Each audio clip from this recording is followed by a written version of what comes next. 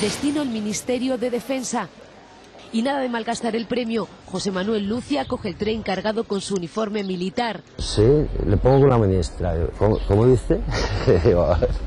A ver, qué clase de bromazo, algún colega, ¿sabes? En el andén no pasa inadvertido. Que eres un crack. Hola. Ya está. ¿Ya? Capturada ya. Vale, pues muchas gracias, vale.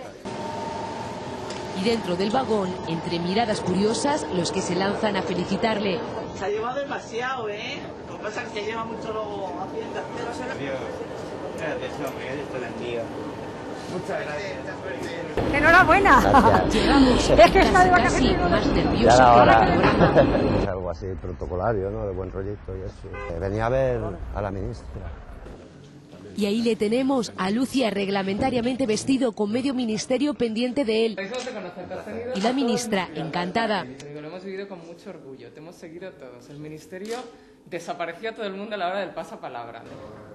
Casi me pone colorado, vamos, para expresar lo bien que le ha parecido mi actuación. Estaba nervioso ahora que del último rosque.